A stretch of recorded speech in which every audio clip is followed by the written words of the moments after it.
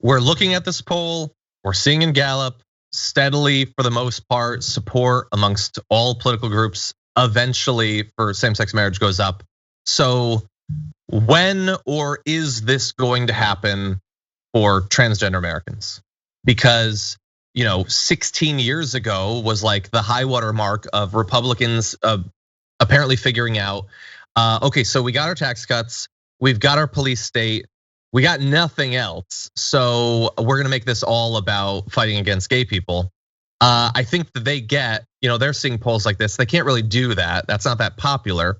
But they appear to think, based on what we're seeing in states around the country, that it is open season on transgender Americans. You can do whatever you want, you can say whatever you want, you can make that I was gonna say main legislative focus of the party, but the main focus is stopping people from voting.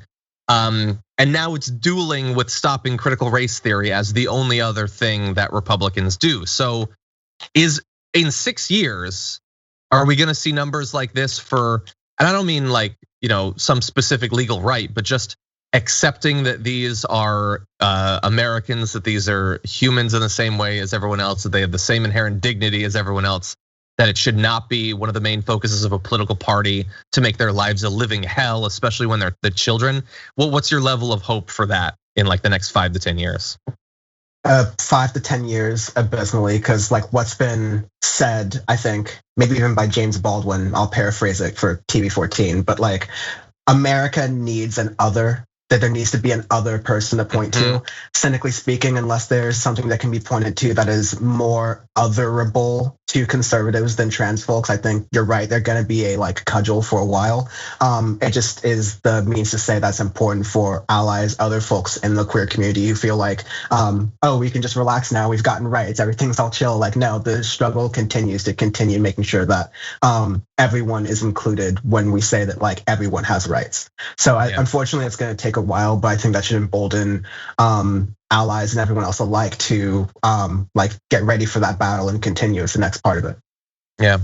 Yeah, I don't know what accelerates that process, assuming that it's going to happen, but well, a legal case, honestly. It's like anytime something comes up in front of the Supreme Court where like it eventually leaves this era of like, oh, what will Marjorie Greene or like what will the Democrats pretend to do, will give lip service to, but ultimately like water down and like deprioritize because they want to do something else. Like it's gonna ultimately take a Supreme Court case, but of course that is very bleak essentially, because we know what the Supreme Court looks like. But you never know, it could like run right down the middle with someone's like real rights with something, and you could be surprised. Sometimes it happens, but yeah, it's really gonna have to transcend our regular politics for anything to move in either way. And I'm not comfortable with what way it would move considering the Supreme Court.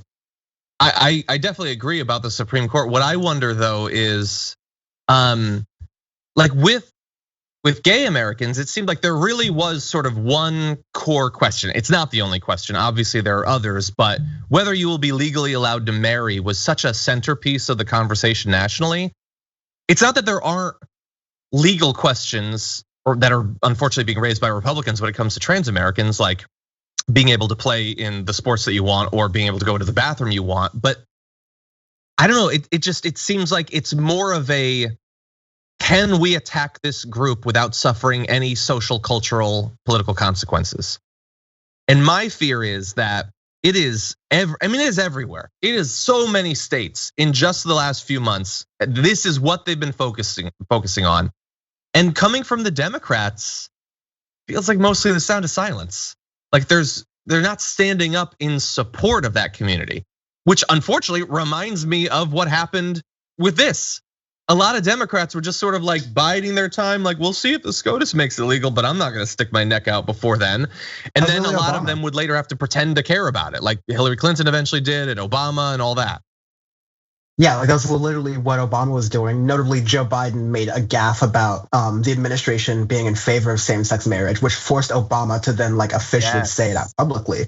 Like, I mean, that's like weird. I guess we'll score one for Uncle Joe. Broken clocks right twice a day. But like, exactly. I don't think we can rely on like rainbow capitalism or like rainbow washing and these things to be the only sort of allyship that LGBTQ people can like rely on. It has to be Democrats who don't just opportunistically choose, oh, well, we can't talk about these issues because all of our priorities are so important. I'm so tired of Democrats making excuses in different cases for inaction when it's like, listen, the news cycle is going to exist. You're going to be criticized for things that don't matter. So start being criticized for things that do matter by doing actual things and by standing up and taking stands for things. It turns out people like when elected officials take stands. Interesting.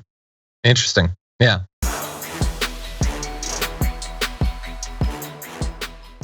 For more political news breakdowns, interviews, stories of activism, and me trying my hardest to care about the occasional big celebrity news story, subscribe to our YouTube channel at youtube.com/The Damage Report. And you can ring the bell wherever it is so you don't miss anything.